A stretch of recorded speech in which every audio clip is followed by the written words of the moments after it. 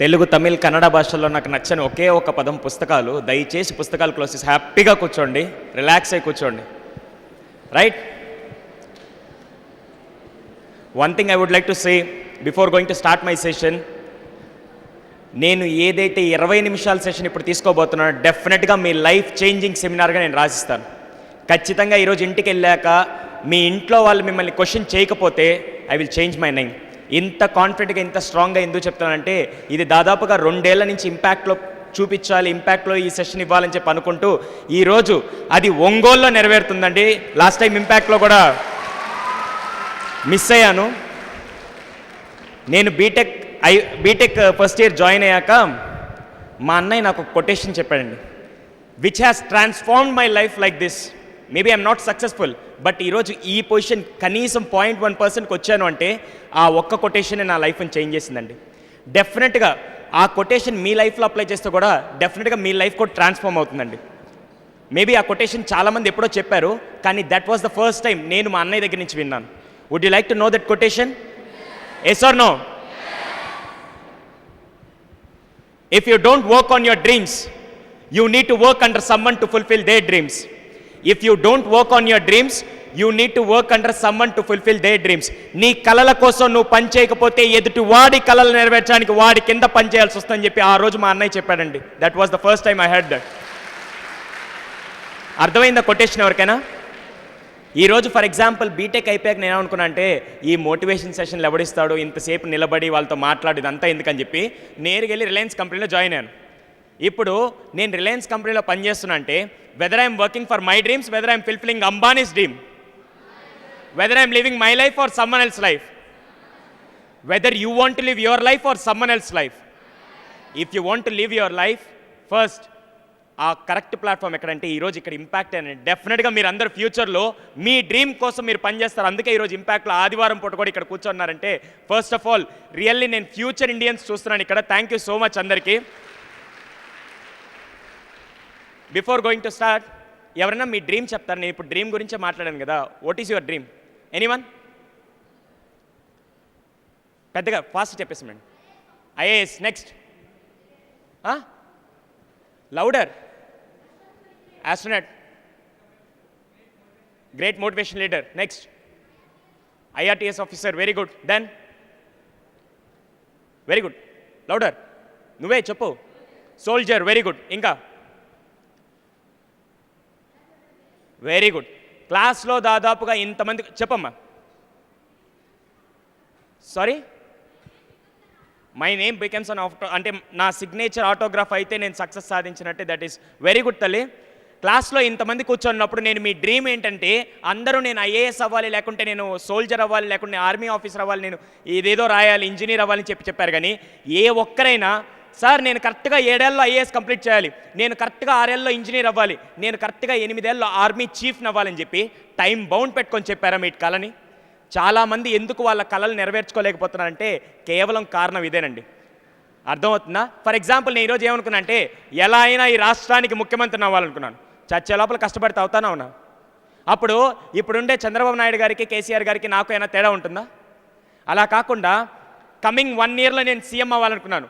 బాగా ప్రచారాలు అన్నీ చేశాను, రాత్రింబవళ్ళు కష్టపడ్డాను, సీఎం అయ్యాను. ఇప్పుడు రికార్డు కంటూ నాకేముంటుంది? ఏ రికార్డులో ఉంటాను నేను? 1 ఇయర్లో సీఎం అయినట్టు, లేకుంటే కష్టపడి యంగెస్ట్ సీఎంగా అయ్యాడని చెప్పి రికార్డు ఉంటుంది. ఎవరైతే టైం బౌండ్ పెట్టుకొని మీ డ్రీమ్ కోసం పనిచేస్తారో వాళ్ళు హిస్టరీ క్రియేట్ చేస్తారు. ఎవరైతే టైం బౌండ్ లేకుండా డ్రీమ్ పెట్టుకుంటారో వారు హిస్టరీని ఫాలో అవుతారు. Would you like to create history or would you like to follow history? So ఈరోజు నుంచి ఫస్ట్ ఆ టైం బౌండ్ పెట్టుకోండి. నేను ముందుగా ఈరోజు నా ప్రోగ్రాంలోకి వెళ్ళే ముందు ఫస్ట్ నేను ఇంపాక్ట్ గురించి చెప్పాలండి. మేము ఇది 20వ సంవత్సరంలో 14వ ఇంపాక్ట్, ఐ థింక్ సో. ఇన్ని ఇంపాక్ట్స్ చేస్తే ప్రతి చోట ఏంటంటే ది బెస్ట్, ఎక్కడా కూడా తగ్గలేదని ది బెస్ట్ ఇస్తూనే వెళ్ళాం. I'm right are wrong? అలా బెస్ట్ ఇవ్వకపోతే ఈరోజు మీరు వచ్చి కూర్చోరు కదా ఇక్కడ, అంతే కదా? ఏదైనా సినిమా వేస్తున్నాను, బాహుబలి పార్ట్ వేస్తున్నాను మీకోసం? లేదు కదా. ది బెస్ట్ ఇవ్వడానికే మేము ప్రయత్నిస్తూ ఉన్నాం. కానీ కొన్ని చోట్ల అప్ అండ్ డౌన్స్, అందుకే కదా ఈసీజీ ఎప్పుడు ఇలా ఉంటుంది, ఫ్లాట్గా ఉంటే వాడు చచ్చిపోయినట్టు. కానీ ఇక్కడ కూడా కొన్ని అప్ అండ్ డౌన్స్ అన్నీ ఉన్నప్పుడే మనం ఎంత స్ట్రెస్లో ఉండి ఎంత బాగా పనిచేస్తామని చూపించడానికి మా ఇంపాక్ట్ ఎప్పుడు కొన్ని ఆర్గనైజేషన్స్ కొంతమంది మోటివేషన్ స్పీకర్ని తీసుకొని ఇస్తూనే ఉంటుంది. నేను ఈరోజు మీకు అలాంటి లైఫ్ చేంజింగ్ సెమినార్ ఇవ్వాలనుకుంటున్నాను. దాని ముందు చెప్పడానికి నేను నిన్న మీకు మాట ఇచ్చినట్టు ఈరోజు నేను మాట్లాడబోయే టాపిక్ వచ్చి ఫీలింగ్స్ అండ్ అందరికి గుర్తుందా? అయితే అందరు తీసుకొచ్చారా? ఏంటి ఫీలింగ్సా? కాదండి, ఫీలింగ్స్ ఎవరు తీసుకురారు? చూపించండి ఒకసారి. అయితే ఫీలింగ్స్ అంటారు ఎందుకు? ఏం తీసుకొచ్చారు? అందరు తీసుకొచ్చారా? బికాస్ ఈరోజు మనం మాట్లాడుకోబోయేది ఏంటంటే ఒకటి బ్రెయిన్కి సంబంధించింది, ఇంకోటి హార్ట్కి సంబంధించింది. ఈ రెండింటిని లింక్ చేస్తే మీరు వచ్చిన దానికి మీ జీవితానికి కూడా ఒక సార్థకం ఉంటుంది. చేద్దామా? What you mean by feeling? Feeling అంటే ఏంటి? ఎమోషన్, ఫీలింగ్ విన్నారు. నేను కరెక్ట్గా 20 నిమిషాలే మాట్లాడతాను, కానీ 20 నిమిషాలు మాత్రం ఖచ్చితంగా యూట్యూబ్లోకి వెళ్ళి అది డెఫినెట్గా అందరికీ, మీకు అలాగే చూస్తున్న వ్యూవర్స్ అందరికీ చేంజ్ అవుతుంది. దానికి ముందు మీరు రెండింటికి సమాధానాలు చెప్తే నా క్లాస్ స్టార్ట్ చేస్తాను. ఫీలింగ్ అంటే ఏంటి? హ్యాపీ, ఆనందం, ఇంకా ఎక్స్ప్రెషన్, ఇంకా ఎమోషన్ అంటే తమ్ముడు బాధ. మా అమ్మ ఏమని చేసిందంటే బియ్యం అంటే రైస్ వండుతూ ఉంది. రైస్ వండుతున్నప్పుడు సడన్గా ఏం చెప్పిందంటే, అరే నేను బట్టలు ఉతుకుతున్నాను, నువ్వు వెళ్ళి కొద్దిగా అన్నం ఉడికిందో లేదో చూడు అనింది. నేను నేరుగా వెళ్ళి కాలుతున్న గిన్నెని పట్టుకొని నేరుగా అలా టచ్ చేశాను. ఇప్పుడు నాకు వేడిగా తగిలింది. దీన్ని నేను రియాక్షన్ ఇచ్చానంటే దీన్ని ఫీలింగ్ అంటారా, ఎమోషన్ అంటారా? ఫీలింగా, ఎమోషనా? కాలుతున్న గిన్నెని నేను పట్టుకున్నాను, వెంటనే నాకు వేడి తగిలింది, నేను చేయి తీసేశాను. ఇప్పుడు దీన్ని ఫీలింగ్ అంటారా, ఎమోషన్ అంటారా? ఎగ్జాక్ట్లీ ఫీలింగ్ అంటారండి. ఫీలింగ్ ఎప్పుడు షార్ట్ టర్మ్గా ఉంటుంది. ఈ ఫీలింగ్స్ ఎక్కడి నుంచి వస్తాయంటే చిన్నప్పటి నుంచి స్టార్ట్ అవుతాయి. ఫీలింగ్స్ ఎప్పుడు ఎలా వస్తాయంటే చిన్నప్పటి నుంచి మన అనుభవాల మీద ఫీలింగ్స్ వస్తాయి. బాగా గుర్తుపెట్టుకోండి, నేను రియల్గా చెప్తున్నాను, అనుభవాలతో. పాము అక్కడున్నప్పుడు చిన్నప్పుడు మీకు ఊహ తెలియనప్పుడు పాము అక్కడుంటే మీరేం చేస్తారు? పాము బాగుంది అని చెప్పి దాన్ని మెళ్ళ వేసుకొని తిరుగుతుంటారు. అదే పాముని ఇప్పుడు చూపిస్తే ఒక్కరుండరు ఇక్కడ. అర్థమైందా? ఎందుకంటే ఒక ఫీలింగ్ జనరేట్ అయింది. అక్కడి నుంచి మనకి పాము అంటే భయం అని మన గుండెల్లో ఒక ఫీలింగ్ జనరేట్ అయింది. సార్, ఈ ఎమోషన్ అంటే ఏంటి? ఎమోషన్ అంటే ఏంటంటే ఒక ఫీలింగ్ తర్వాత వచ్చేది. ఒక వస్తువుని చూసి మన బాడీ వైబ్రేషన్స్ కానీ, మన బాడీ ఎమోషన్స్ కానీ, ఫేషియల్ ఎక్స్ప్రెషన్స్ అన్నీ మారిపోతాయి చూసారా, దాన్ని ఎమోషన్ అంటారు. Are you getting my point? Feeling ఎప్పుడు షార్ట్ టర్మ్గా ఉంటుంది, ఎమోషన్ ఎప్పుడు లాంగ్ టర్మ్గా ఉంటుంది. ఎవరినైనా ప్రేమిస్తే లాంగ్ టర్మ్గా ప్రేమిస్తావా, షార్ట్ టర్మ్గా ప్రేమిస్తావా? అర్థమైందా? సో ఈ రెండింటి డిఫరెన్స్ చెప్తూ ఇప్పుడు నా క్లాస్ స్టార్ట్ చేస్తాను. దయచేసి 20 నిమిషాల పాటు నాకు మీరు ఒక ప్రామిస్ చేయాలి. 20 నిమిషాల పాటు పక్కన వాళ్ళతో డిస్కస్ చేయకూడదు, ఎటువంటి ఏ విషయాలు మాట్లాడుకోకూడదు. మీ 100% కాన్సన్ట్రేషన్ వచ్చి నేను చూపించే వీడియో మీద, లేకుంటే నేను మాట్లాడే మాటల మీద మాత్రమే ఉండాలి. ఓకేనా? All of you SIT right properly. ఎవరండి ఈయన? బాబు మోహన్ గారికి జీవితంలో కోలుకోలేని ఒక దెబ్బ తగిలింది. ఏంటది? ఏంటి? వాళ్ళ కొడుకు చనిపోయారు. కొడుకు చనిపోయి ఎంతకాలం, ఎలా చనిపోయారండి? కొడుకు యాక్సిడెంట్లో చనిపోయారు. చనిపోయి ఎంతకాలం అయింది? ఎంతకాలం అయింది? ఆల్మోస్ట్ 8 to 10 years అయిందండి. కానీ ఇప్పటికీ తన కొడుకు ప్రస్తావన ఎక్కడైనా వస్తే తనకే తెలియకుండా కన్నీళ్ళు వస్తున్నాయండి. ఎవరండి ఆయన? ఆర్పి పట్నాయక్ గారు ఏదో ఆ టీవీ రేటింగ్ పెరగాలనో, ప్రోగ్రామ్ హైలైట్ అవ్వాలని చెప్పలేదండి. 2009లో ఆయన ఇంటెనకాల ఒక స్లమ్ ఏరియా ఉంటే అక్కడ ఒకరి తల్లిదండ్రులని రోడ్డు మీదకి తరివేస్తే ఆ రోజు నుంచి ఇంటికి తీసుకొని వచ్చి తన సొంత తల్లిదండ్రులకు చూసుకున్న మహానుభావుడు అండి ఆర్పి పట్నాయక్ గారు. Really hats off to that great man.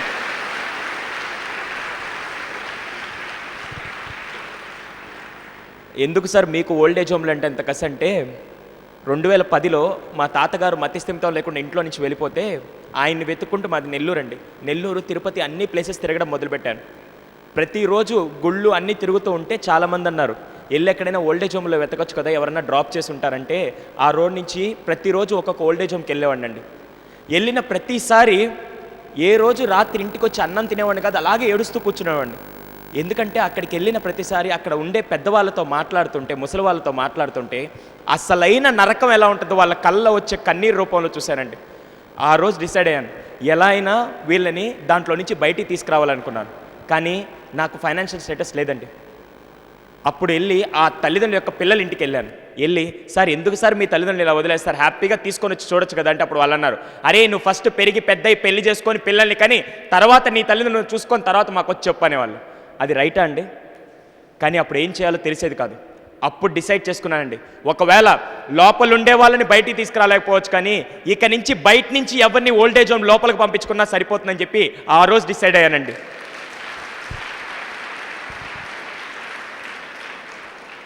కానీ ఒక్కడిని చేయాలంటే నా వల్ల కావట్లేదు.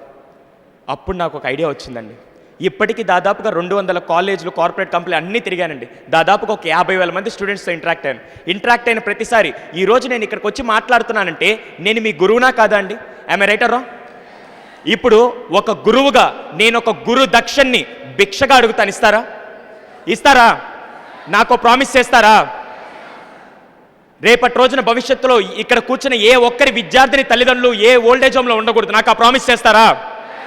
ఒకవేళ వీలైతే మీ పక్కింట్లోనే ఎదురింట్లోనే ఎవరన్నా జాయిన్ చేస్తున్నా ఆపండి, ప్రామిస్ చేస్తారా? ఎందుకు సార్ ఇలా చేపిస్తారంటే ఆ బాధ నాకే తెలుసండి. నాలాంటి దురదృష్టవంతుడికి మాత్రమే తెలుసు. 9వ క్లాస్లోనే తండ్రిని కోల్పోతే ఈరోజు ఈ పొజిషన్కి వచ్చి ప్రతిరోజు రాత్రి నిద్రపోయేటప్పుడు ఈ ఆనందాన్ని ఎవరితో పంచుకోవాలి, ఈ పుత్రోత్సాహం ఎవరికి ఇవ్వాలో తెలియక ప్రతిరోజు ఏడుస్తాడు. నాకు మాత్రమే తెలుసండి ఆ బాధ ఎలా ఉంటుంది. ఎవరైతే కోల్పోయారో వాళ్ళకి మాత్రమే తెలుస్తుంది. ఉన్నప్పుడు ఆ వాల్యూ తెలియదు. ఎందుకు తెలియదంటే మొన్న రీసెంట్గా ఒక అమ్మాయి కౌన్సిలింగ్కి వచ్చింది. చెప్పచ్చా అండి? కౌన్సిలింగ్కి 9వ క్లాస్ అమ్మాయి వచ్చింది. ఆ అమ్మాయికి కూడా వాళ్ళ నాన్న లేడు. అమ్మ, తన చిన్న పాప, వాళ్ళ అక్క ఉంటారు. వాళ్ళ అమ్మ అంటే ఎందుకో చిన్నప్పటి నుంచి తనకి ఇష్టం లేదు. ఇష్టం లేకుండా అలా ఉన్నప్పుడు ఒకరోజు రాత్రి 7 గంటలకి భోజనం చేసే టైంకి అమ్మ భోజనం పెడుతూ ఉంది. ఏదో మాట అనేసరికి ఒక్కసారిగా లోపలుండే బర్స్ట్ అయిపోయింది. కోపం బర్స్ట్ అయిపోయి తినే ప్లేట్ తీసి ఇలా విసిరి కొట్టి, అసలు నువ్వు తల్లివేనా? నీకు 2 కూతుర్లు ఉన్నారు, అక్క నేను. నీకు పెద్ద కూతురు అంటే ఇష్టం, నేనంటే ఇష్టం లేదు. అలాంటప్పుడు నన్ను ఎందుకు కన్నావు? పురుట్లోనే చంపేసి ఉంటే పోయిండేది కదా. నిన్ను అమ్మ అని పిలవడానికి కూడా నాకు నోరు రావట్లేదు. చావనైనా చస్తాను కానీ ఇంకోసారి ఇంట్లో మాత్రం ఉండనని చెప్పి సాయంత్రం 7 గంటలకి కట్టుబట్టలతో అలాగే వెళ్ళిపోయింది. ఒకటే డిసైడ్ అయింది, నేను చావనైనా చస్తాను కానీ మళ్ళీ ఇంటికి మాత్రం రానని చెప్పి అలా ఏడుస్తూ వెళ్ళిపోయింది. ఎక్కడికి వెళ్తుందో తెలియదు. తన దగ్గర డబ్బులు లేవు. 8 అయింది, 9 అయింది, అలా నడుచుకుంటూ వెళ్తుంది. కానీ ఒకటే డిసైడ్ అయింది, తిరిగి మాత్రం ఇంటికి రాను, చావనైనా చస్తాను. అలా వెళ్తున్న అమ్మాయికి అంతసేపు నడిచెళ్ళేసరికి ఆకలేయడం మొదలుపెట్టిందండి. తన దగ్గర తినడానికి డబ్బులు ఉన్నాయా? పోనీ ఎవరినైనా అడగగలుగుతుందా? పోనీ అడుక్కోగలుగుతుందా? భారతదేశంలో ఏ తల్లిదండ్రులు వాళ్ళ పిల్లలకి నేర్పించలేదండి ఎలా అడుక్కోవాలి. సో ఆ పాపకి ఏం చేయాలో తెలియక అలా ఏడుస్తూ ఉన్నప్పుడు పక్కనే ఒక నూడిల్స్ షాప్ అతను ఉన్నాడు. ఆయన చూసి ఈ పాపకి ఏదో ప్రాబ్లం ఉందని చెప్పి ఆ పాపని లోపలికి తీసుకొని వచ్చి ఆ పాపకి ఒక కప్ ఆఫ్ నూడిల్స్ ఇచ్చారండి. అంత ఆకలితో ఉన్నప్పుడు మనకి ఎవరన్నా ఆహారం పెడితే వద్దంటావా? వెంటనే అమ్మాయి కూడా ఒక్కసారిగా ఆ నూడిల్స్ తీసుకొని తినడం మొదలు పెట్టేసిందండి. అలాగే ఏడుస్తూ నూడిల్స్ అంతా తినేసింది. తినేసి ఆ కప్పు పక్కన పెట్టి వెంటనే ఆయన దగ్గరికి వచ్చి ఆయన కాళ్ళ మీద పడి నమస్కారం చేస్తూ, సార్ మీరు దేవుడు సార్ అని చెప్పబోతున్నాను. వెంటనే ఆయన ఒకసారిగా ఆపి, అమ్మ ఒక్క నిమిషం, నేనెవరో కూడా నీకు తెలియదు, ఐఎమ్ జస్ట్ స్ట్రేంజర్, నేను ఎవరో కూడా నీకు తెలియదు.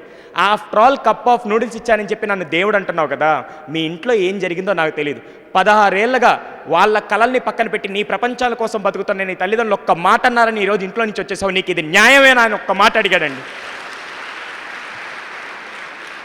ఆ అమ్మాయి ఇంకెక్కెక్కి ఆడవడం మొదలుపెట్టింది. అలాగే ఏడుస్తూ ఇంటికి బయలుదేరింది.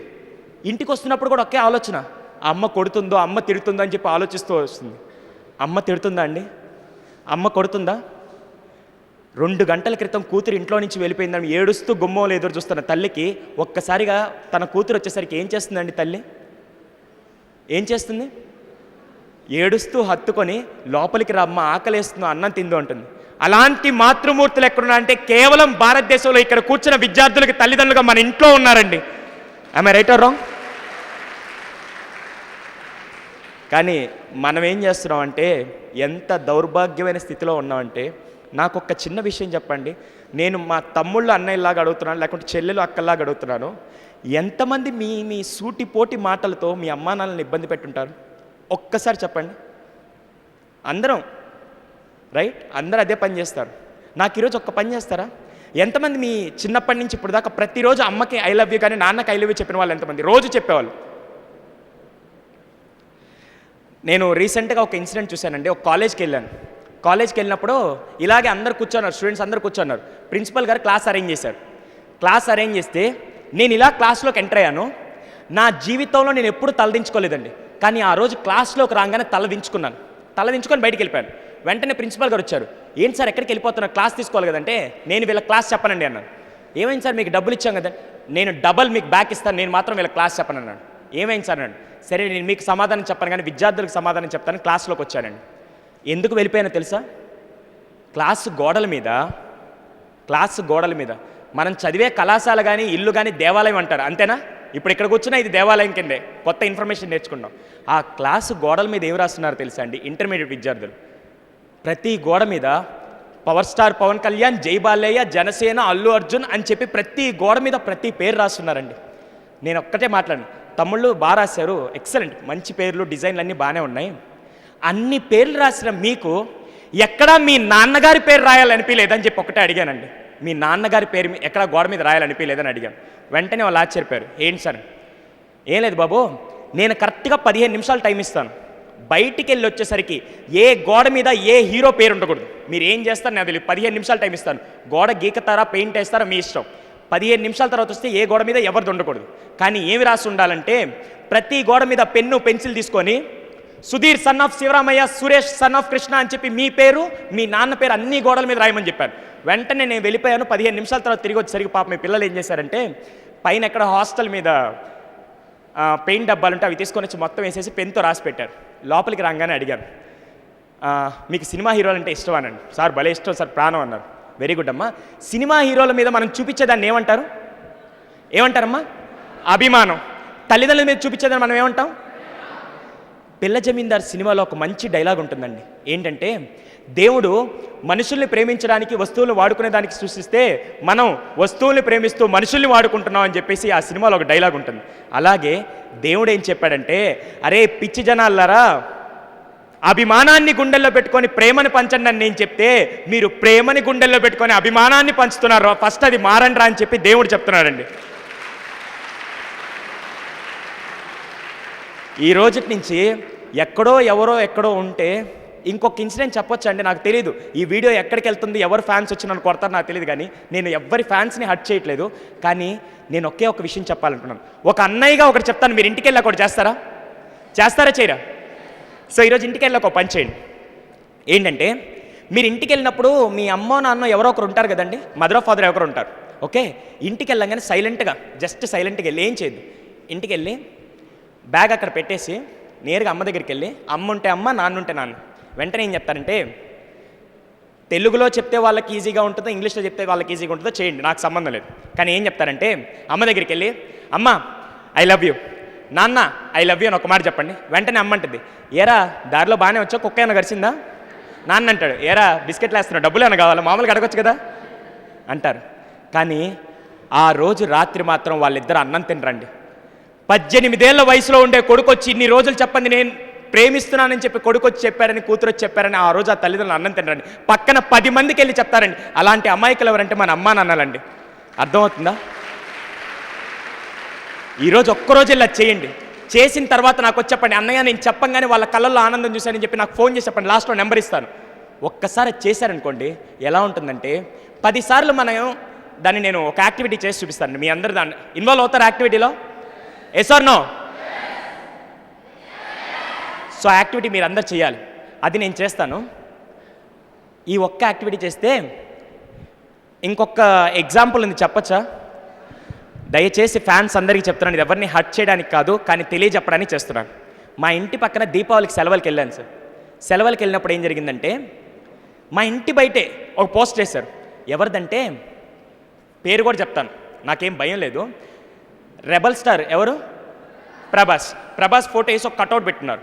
ఎంత కటౌట్ అంటే ఫ్లెక్స్ పెట్టించున్నారు. ఆ దీపావళి ముందు రోజు ఎప్పుడు ఆయన పుట్టినరోజు అంట. ఓకే, పుట్టినరోజు అండి, ఫ్లెక్స్ వేయించినారు. కింద ఏం రాస్తున్నారంటే ఫోటో పెట్టి చరణ్, మా ఫ్రెండ్ పేరు చరణ్ అండి, వాడి పేరు వేయించున్నారు. వాడు ఏం చేస్తున్నారంటే నాతో పాటు బీటెక్ కంప్లీట్ అయిపోయింది, కాకుంటే ఒక దగ్గర జాబ్లో జాయిన్ అయ్యాడు, మళ్ళీ ఆ జాబ్ నచ్చక వచ్చేసాడు, ఇప్పుడు ఖాళీగా ఇంట్లో ఉన్నాడు. ఓకేనా, ఖాళీగా ఇంట్లో ఉన్నాడు. ఫ్లెక్స్ వేయించాడు. ఒకసారి నేను అపార్ట్మెంట్లో నుంచి బయటికి రాని ఫ్లెక్స్ కనపడింది. అరే చాలా బాగుంది అని చెప్పి నేరుగా వాడి దగ్గరికి వెళ్ళాను. ఏంది మా ఫ్లెక్స్ వేయించావు ఏంటంటే, ఏం లేదు ప్రభాస్ బర్త్డే అన్నాడు. అర్రే భలే ఉంది. అది పోస్ట్ ఏంటి తెలుసా, రెబల్ సినిమాలో వాడు ఇంటర్వెల్ షాట్లో బ్లాక్ డ్రెస్ వేసుకొని వాడు బయటకు వస్తున్నాడు చూసారా, అది చాలా కటౌట్ భలే ఉంటుంది. ఇలా వస్తున్నప్పుడు ఆయన ఫోటో కింద చరణ్ ఫోటో పెట్టింది, సూపర్గా ఉంది. నేను వెంటనే వెళ్ళి బాగా ఇంట్రెస్టింగ్, మా ఫ్లెక్స్ ఎంత అయిందని అడిగాను. ఏముందిరా 2500 అయింది. సూపర్. అవును ఇప్పుడు జాబ్ లేదు కదా, ఎలా తీసుకొచ్చాడు? డాడీని అడిగాను, డాడీ ఇచ్చాడు. నేను అడగగానే డాడీ ఇస్తాను. సూపర్, మంచిది, చాలా బాగా చేశావు. ఇంకోటి ఈరోజు ప్రభాస్ బర్త్డే కదా, పోనీ నువ్వు ఇక్కడ ఫ్లెక్స్ వేయించినట్టు ప్రభాస్కి తెలుసాను. హే ప్రభాస్కి అట్లా తెలుస్తుంది, ఆయన అక్కడ ఉంటారు, ఆయనకేం తెలుస్తుంది. ఓ నువ్వు ఫ్లెక్స్ వేయించినట్టు ప్రభాస్ తెలీదా, ఓకే ఓకే వెరీ గుడ్. పోనీ నువ్వు ప్రభాస్కి ఫోన్ చేసి బర్త్డే విష్ చేశాను. మన దగ్గర నెంబర్ ఎక్కడ ఉంది, మనం ఊరినే ఏదో మన ఆనందం కోసం వేయించాను. Very good. అంటే నువ్వు ఫ్లెక్స్ వేయించినట్టు ప్రభాస్ తెలియదు అనమాట, తెలియదురా అన్నాడు. పోనీ నువ్వు బర్త్డే విష్ చెప్పావా, ఇక్కడ నెల్లూరులో చరణ్ అని ఒకడు ఉన్నాడు, వాడు ఫోన్ చేసి చెప్తాడని చెప్పి నువ్వేమైనా చెప్పాను. నేను చెప్పలేదని. Okay very good. ఎంత అయిందని అడిగా.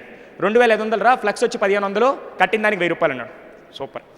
సరే కానీ మార్కెట్లో ఒక చీర ఎంత వద్దమ్మా, నార్మల్ సాదా సీదా చీర ఎంత వద్ది? 500. Very good. ఒక ప్యాంటు షర్ట్ ఎంత అవుతుంది, ఎంత? 1000 రూపాయలు వస్తుందా? ఏ క్లాస్ 1000 రూపాయలతో వస్తుంది.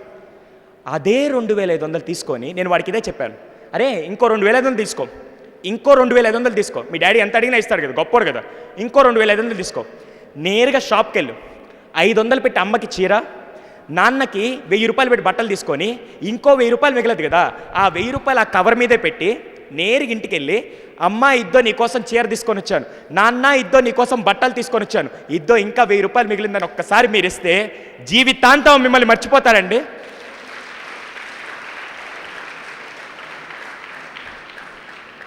ఇది జస్ట్ చెప్పడానికే చేశానండి, ఇది రియల్గా జరుగుతున్న ఇన్సిడెంట్లు. నేను వాళ్ళందరికీ ఎందుకు చెప్పలేనంటే, సార్ అభిమానం ఎప్పుడు ఇక్కడ ఉంటేనే బాగుంటుంది కానీ అలా ప్రదర్శించొద్దు సార్, ప్రేమను మాత్రం చెప్పండి హ్యాపీగా. అర్థమైందా? ఇది ఎందుకు చెప్తున్నాను, ఒక యాక్టివిటీ చేయొచ్చా? లాస్ట్ టైం ఖమ్మంలో చేశాను, ఇది ఎండింగ్ అప్పుడు మీతో చేసి చూపిస్తాను, ఓకేనా? కాకుంటే అందరూ ఒకసారి ముందుకు వచ్చి కూర్చోండి, బికాస్ నాకు చైన్ లాగా కావాలి అందరూ. అర్థమైందా నేను చెప్పేది? Very good. అబ్బా సార్ నేను చెప్పగానే ఇంతమంది ముందుకు వచ్చి ఒకేసారి కూర్చుంటున్నారంటే రియల్లీ వండర్ఫుల్. ఫాస్ట్గా, చాలా ఫాస్ట్గా, మనకి టైం లేదు. ఆల్రెడీ నాకు ఈ టైం దొరకడమే చాలా. నేను ఈరోజు అమ్మా నాన్న గురించి చెప్పడానికి ఒక కారణం ఉందండి. దానికి ముఖ్య ఉద్దేశం ఏంటంటే, నా గురువు గారు గంపా నాగేశ్వరరావు గారు 2010లో నేను ఆయన వీడియో చూశాను. అమ్మా నాన్న ఇంకో వ్యక్తి ఉన్నారండి, ఇంకో మూర్ఖులు ఉన్నారు. ఎవరండి? నేను నిన్న కూడా మిమ్మల్ని ఒక ప్రశ్న అడిగాను, మనకెవరైనా శత్రువులు ఉన్నారా లేరా? అబద్ధాలు చెప్పకండి, అబద్ధాలు చెప్తే మీకు ఆడపిల్లలు మీకు మగపిల్లలు పడతారు. కౌన్సిలింగ్కి వస్తే ప్రతి చిన్న బాబు చెప్పేదండి, సార్ మాకు 3 శత్రువులు ఉన్నారు. ముగ్గురు. ఫస్ట్ శత్రువు అమ్మ, సెకండ్ శత్రువు, మూడో శత్రువు. ఎందుకంటే అమ్మకి నేను ఏం చేసినా పడదు, నాన్నెప్పుడు నేను ఏ తప్పు చేస్తాను రెడీగా ఉంటాడు. ఆ టీచర్కి ఎవరు ఆ స్కేల్ ఇచ్చారు కానీ ఎప్పుడు నా వేల్లో నాది బ్యాక్, వేల్లో బ్యాక్ కొట్టడానికి రెడీగా ఉంటాడు. ఇది అంతేనా? ఉదయం ఎవరో జవహర్ సారు, నా మంచి స్టోరీ ఒకటి ఉంటుంది, అది జవహర్ సార్ ఉదయం షేర్ చేసుకున్నారు. మీకు ఒప్పుకుంటే మళ్ళీ షేర్ చేస్తాను. నీకు నేను చెప్పే ఎగ్జాంపుల్ వేరుగా ఉంటుంది, చెప్పొచ్చా అండి? జిరాఫీ ఎగ్జాంపుల్ చెప్పారు, విన్నారా ఉదయం? తెలుసా అందరికీ? చెప్పమంటారా, క్లోజ్ చేసేయమంటారా? నేను చెప్పే విధానం వేరుగా ఉంటుంది. ఒక జిరాఫ్ ఉందండి. జిరాఫ్ తెలుసా? జిరాఫ్ ఎంత హైట్ ఉంటుంది? చాలా హైట్ ఉంటుంది, నియర్లీ 12 to 18 feet హైట్ ఉంటుంది. దాని కాళ్ళు ఎంత ఉంటాయంటే నా అంత ఎత్తుంటాయి. అర్థమైందా? 6 feet లెగ్స్ ఉంటాయి. ఒక జిరాఫీ అమ్మ కడుపులో నుంచి బేబీ బయటకు వస్తుంటే ఎంత ఎత్తు నుంచి కింద పడుతుందండి?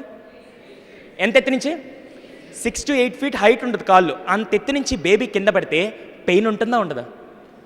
ఆ పెయిన్తో ఒక్కసారిగా బేబీ ఏడుస్తూ ఉంటుంది. అప్పుడే పుట్టిన బేబీని తల్లి వచ్చి ఏం చేస్తుంది? నాకుతుంది. ఆ జిరాఫ్ కూడా వచ్చి నేరుగా ప్రేమతో బిడ్డను ఒక్కసారిగా నాకి ప్రేమ చూపిస్తుంది. ప్రేమ చూపించి జస్ట్ ఆ జిరాఫీ ఆ తల్లి ఇలా పక్క జరిగి తన పొడువాటి కాళ్ళు తీసుకొని లాగిపెట్టి బేబీని కొట్టింది. కొట్టంగానే అప్పుడే పుట్టిన బేబీని అంత హార్డ్గా హిట్ చేస్తే పెయిన్ ఉంటుందా ఉండదా? ఒక్కసారిగా పెయిన్తో ఏడుస్తూ ఉంటుంది. అయినా తల్లి ఏమాత్రం కనికరించకుండా మళ్ళీ కొడుతూనే ఉంది. అప్పుడే పుట్టిన బేబీ పరిగెట్టగలుగుతుందా? లేచి నిలబడగలుగుతుందా? ఏం చేయాలి? అది పెయిన్కి ఏడుస్తుంది. దెబ్బ కొడుతుంది, ఏడుస్తుంది. కొన్ని దెబ్బలు తిన్న తర్వాత ఇంకా పెయిన్ తట్టుకోలేక ఈ బేబీ ఏం చేస్తుందంటే జస్ట్ ఇలా జరుగుతుంది. మళ్ళీ ఏమాత్రం కనికరం లేకుండా మదర్ ఇలా వచ్చి మళ్ళీ లాగిపెట్టి కొడుతుంది. మళ్ళీ జరుగుతుంది, మళ్ళీ జరుగుతుంది. మళ్ళీ అన్ని దెబ్బలు తిన్న తర్వాత అదేం చేస్తుందంటే ఈ పెయిన్ తట్టుకోలేక లేచి నిలబడడానికి ట్రై చేస్తుంది. నిలబడంగానే మళ్ళీ తల్లి వచ్చి కొడుతుంది, పడిపోతుంది. నిలబడుతుంది, కొడుతుంది, పడిపోతుంది. నిలబడుతుంది, కొడుతుంది, పడిపోతుంది. ఇలా అన్ని దెబ్బలు తిన్న తర్వాత మళ్ళీ ఎలా అయినా తప్పించుకోవాలని ఒక్కొక్క అడిగేయడం మొదలు పెడుతుంది. అడుగేస్తుంటే మళ్ళీ తల్లి వచ్చి కొడుతుంది, పడిపోతుంది. అలా అన్ని దెబ్బలు తిన్న తర్వాత ఆ బేబీ పరిగెట్టడం మొదలు పెడుతుందండి. చూసిన ప్రతి ఒక్కరికి అసలు తల్లేనా అంత కఠినంగా ఎలా ప్రవర్తించింది అనిపిస్తుంది. కానీ ఎందుకు ఆ జిరాఫ్ అలా చేసిందండి? ఎందుకు ఆ తల్లి అలా చేసింది? జిరాఫ్స్ ఎక్కడ ఉంటాయి? అడవిలో ఉంటాయి. ఇప్పుడు ఆ బేబీని ఆ తల్లి కాపాడగలుగుతుందా? అప్పుడే పుట్టిన బేబీలు అంటే పులులకి, నక్కలకి, సింహాలకి ఎంత ఇష్టమో తెలుసు కదండి. తనని తాను కాపాడుకోవాలని చెప్పి ఎంత కష్టంగా ఉన్నా బిడ్డను అంత కొట్టింది కదా. అంటే తల్లి ఏ పెయిన్ అనుభవించలేదు అనుకుంటున్నారేమో. ఒక్క దెబ్బ బిడ్డ మీద కొడుతుంటే దానికి 400 రెట్లు పెయిన్ తల్లి గుండెల్లో అనుభవిస్తూ ఉంటుందండి. మీకు ఆ పెయిన్ అర్థం అవ్వాలంటే రేపటి రోజున మీరు పెళ్లి చేసుకొని మీకు పిల్లలు పుట్టాక ఒక్కసారి వాళ్ళ మీద చెయ్యెత్తి చూడండి. అప్పుడు మళ్ళీ నేను గుర్తొస్తాను, అవును సుధీర్ మీరు చెప్పింది రైట్. ఎందుకంటే ఒక్కసారి పిల్లల మీద చెయ్యెత్తుంటే ఆ పెయిన్ గుండెల్లో అనుభవిస్తారండి. మీ టీచర్లు కూడా అంటే మీ టీచర్లు మిమ్మల్ని కొడితే వాళ్ళకి సన్మానం చేస్తారని తెలిస్తే ఈ పాటికి మిమ్మల్ని అందరినీ చంపేసి వాళ్ళు భారతరత్న అవార్డులు కూడా తెచ్చుకొని ఉండేవాళ్ళు. అర్థమవుతుందా? కేవలం ఏంటంటే ఈరోజు అన్ని దెబ్బలు తిన్న తర్వాత ఎవరి లైఫ్ బాగుంది అక్కడ? బేబీది. ఇక్కడ ఇన్ని మాటలు దెబ్బలు తిన్న తర్వాత ఎవరి లైఫ్ బాగుందండి? నాకు తెలిసి ప్రపంచంలో గెలిపేంటో తెలుసా? తమ్ముడు మీ పేరే మహేష్. అమ్మ మీ పేరు? మల్లీశ్వరి. కూర్చోండి. మహేష్ ఏం చేశాడంటే బీటెక్ అయిపోయింది, నెలకి 1,00,000 రూపాయలు సంపాదిస్తున్నాడు. మంచి శాలరీయే కాదా? నెలకి 1,00,000 తీసుకొని నేరుగా వెళ్ళి తల్లిదండ్రులకి ఇస్తున్నాడు. Super, okay. అప్పుడు వాళ్ళ తల్లిదండ్రులు ఆనందపడతారా? మల్లీశ్వరి అనే అమ్మాయి ఏం చేసిందంటే నెలకి 5,000 సంపాదిస్తుంది. మంచిగా సోషల్ సర్వీస్ యాక్టివిటీస్ అన్నీ చేస్తూ, లేకుంటే 10 మందికి సహాయం చేస్తూ అందరూ వచ్చి మెచ్చుకుంటున్నారు. అరే బంగారం లాంటి కూతురుని కన్నవారు అని చెప్పి అందరు మెచ్చుకున్నారు. అప్పుడు ఆ తల్లిదండ్రులు ఆనందపడతారా? మహేష్ తల్లిదండ్రుల, మల్లీశ్వరి తల్లిదండ్రుల? ఇప్పటికీ భారతదేశంలో ఏ తల్లిదండ్రులు కూడా అరే నువ్వు ఇంత సంపాదించి ప్రతి రూపాయి నాకే తెచ్చివ్వాలని చెప్పిన తల్లిదండ్రులు ఎక్కడా లేరండి. అది భారతదేశంలో అస్సలు లేరు. I right are wrong? So నాకు తెలిసినంత వరకు జీవితంలో గెలిపేంటంటే ఎవరైతే ఈ ముగ్గురిని కరెక్ట్గా చూసుకుంటారో దేవుడు కూడా మీకు తల వంచి నమస్కారం పెడతాడండి. ఆ ముగ్గురు ఎవరంటే అమ్మ, నాన్న, గురువు అండి. ఈ ముగ్గురిని మాత్రం జీవితాంతం బాగా చూసుకోండి. Last but not the least, ఇది లాస్ట్ టైం చేశానండి. ఇది మీ అందరికీ ముఖ్యమైన యాక్టివిటీ, ఎవరు మిస్ అవ్వకుండా ఉండాల్సిన యాక్టివిటీ. పైన హెడ్డింగ్ ఏముందండి? విమానాన్ని ఎవరు కనుక్కున్నారు? ఆయనకి ఆలోచన ఎక్కడొచ్చింది? ఫస్ట్ అసలు విమానాన్ని కనుక్కోవాలని ఫస్ట్ ఎక్కడొచ్చింది? అది పక్షి కాదు, అసలు ఎక్కడ స్టార్ట్ అయింది? అది ఎక్కడండి? ఎవరి మైండ్లో? రైట్ బ్రదర్స్ మైండ్లో ఫస్ట్ స్టార్ట్ అయింది. అందరికి ఇక్కడ ఏమొస్తుంటాయి? నిద్ర కాదండి, ఏమొస్తుంటాయి? ఆలోచనలు. ఇక్కడ ఏమొస్తుంటాయి? ఇంగ్లీష్లో వర్డ్స్. రెండు కలిస్తే లౌడర్, యాక్షన్. ఒక్కసారి మళ్ళీ నాతో పాటు చెప్పండి, ఇక్కడ ఏమొస్తుంటాయి?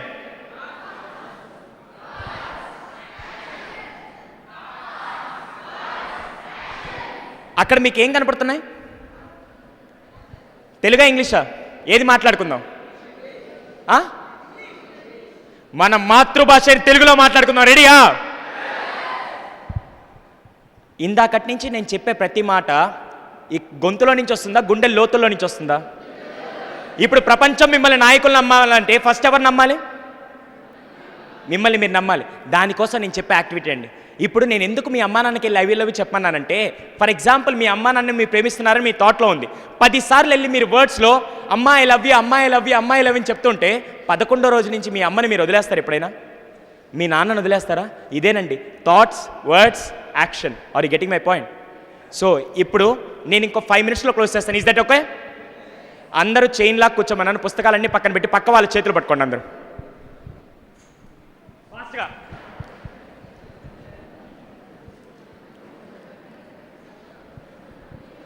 రెడీయా? రెడీయా? చేతులు పట్టుకున్నారా? చూపించండి ఒకసారి. Wow, wonderful. ఇప్పుడు అక్కడ మీకు ఎన్ని వర్డ్స్ కనపడుతున్నాయి మొత్తం? ఎన్ని? 7ఆ 4ఆ? 7. దాంట్లో 1357 హైలైట్ అయిందా? 1357 హైలైట్ అయిందా? సో నేను 1 అనగానే అందరూ పైకి లేస్తూ ప్రపంచం మిమ్మల్ని నాయకులు నమ్మాలంటే ఫస్ట్ ఎవరు నమ్మాలి? ఎవరు నమ్మాలి? సో మీరు నమ్మడానికి ఇది నేను చెప్తున్నాను. అందరూ 1 అనగానే అందరూ పైకి లేస్తూ చేతులు ఇలా పైకెత్తు, నేను విజేతనని చెప్పి. సింహం అరుస్తుందా, గర్జిస్తుందా? అలాంటి గర్జించే సౌండ్తో మీరు చెప్పాలి. Are you getting my point? లేదంటే మిమ్మల్ని మీరు చెప్పే ప్రతి మాట ఇక్కడి నుంచి వచ్చి ఇక్కడ గుచ్చుకుపోవాలి. ఈరోజు మీరు నాటే ప్రతి విత్తనం 10 సంవత్సరాల తర్వాత మంచి పళ్ళిచ్చే ఒక చెట్టులాగైతే ఎలా ఉంటుంది? బాగుంటుందా బాగోదా? చేద్దామా? So all of you get ready. అక్కడ టోటల్ 7 ఉన్నాయి.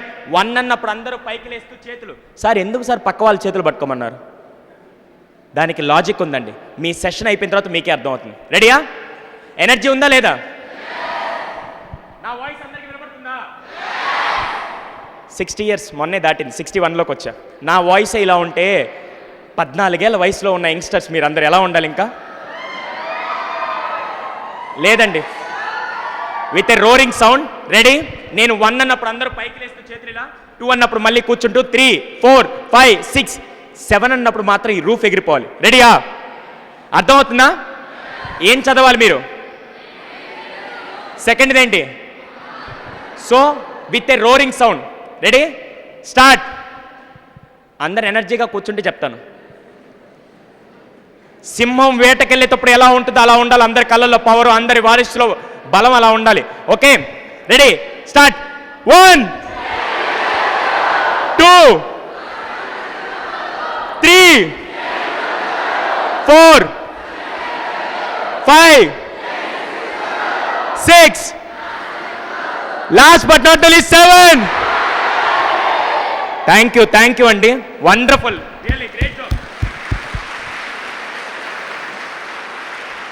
రేపు 10 సంవత్సరాల తర్వాత కావచ్చు, 20 సంవత్సరాల తర్వాత కావచ్చు, మీరు ఎప్పుడైనా నాయకులు అయితే ప్రపంచంలో ఎవరైనా ఆనందపడతారో లేదో తెలియదు, కానీ ఫస్ట్ ఆనందపడేది ఎవరంటే ఇంపాక్ట్ టీంలో వచ్చే ప్రతి ట్రైనర్ మీరందరూ గెలవాలని మనస్ఫూర్తిగా కోరుకుంటూనే ఉంటారండి.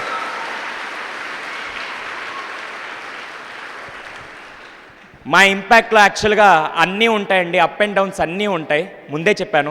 ఈరోజు యాక్చువల్గా నేను ఆయన రోల్ కొద్ది తీసుకోవాల్సి వచ్చింది, గంపా గారిది. బికాస్ అందరూ మాట్లాడారు కానీ ఎవరు మాట్లాడలేదు. ఇంకా కావాలా వద్దా? అది ఎందుకంటే టైం షెడ్యూల్, మీరు అందరూ 5 గంటలకి ఇంటికి వెళ్ళిపోతానని చెప్పేసి అందరూ అంటున్నారని చెప్పేసి సార్ తీసుకొని అంటున్నారు. అందుకే అది రాముడు భక్తి ఉడత చూపించినట్టు నేను ఆయన సందర్భంగా జస్ట్ 5 మినిట్స్ వీడియో అది చూపించి అంతవరకు చేశానండి. అదే నేను చెప్తేనే ఇలా ఉందంటే ఆయన దిగొచ్చి చెప్తే ఎలా ఉంటుంది ఒక్కసారి? కావాలా వద్దా? సో దానికి ముందు ఏంటంటే మా ఈ టైం షెడ్యూల్ చాలా టైట్గా ఉందండి. ఎందుకంటే చాలామంది మంచి ట్రైనర్స్ వచ్చి మాట్లాడారు. అందులోనూ ఈరోజు నేను స్పెషల్గా మెచ్చుకోవాల్సింది ఏంటంటే ఈ ప్రోగ్రామ్ని ఒంగోలులో కండక్ట్ చేయడానికి తన వంతు సాయం 71 ఏళ్ల వయసులో నేను యువకుడినే, నాలో ఏమాత్రం ఎనర్జీ తక్కువ లేదు, నేను ఇలాంటి ప్రోగ్రాంలు 100 కండక్ట్ చేస్తానని చెప్పి ఈరోజు ఆర్గనైజ్ చేసినటువంటి రాఘవేంద్ర ప్రసాద్ గారికి, డాక్టర్ రాఘవేంద్ర ప్రసాద్ గారికి శిరస్సు వంచి పాదాభివందనం అండి. మొన్నటి నుంచి తనదైన శైలిలో ఎన్నో మాటలు చెప్పారా మీకు? తనదైన శైలిలో ఎన్నో మాటలు, ఒకటి కెరియర్ గురించి అవ్వచ్చు, మంచి మాటలు అన్నీ చెప్పి మిమ్మల్ని ఇన్స్పైర్ చేసి ఈరోజు ఈ ప్రోగ్రామ్ను ఆర్గనైజ్ చేసినటువంటి ప్రతి స్పాన్సర్, ఆర్గనైజర్ అందరికీ నా పాదాభివందనం అండి. Really wonderful sir.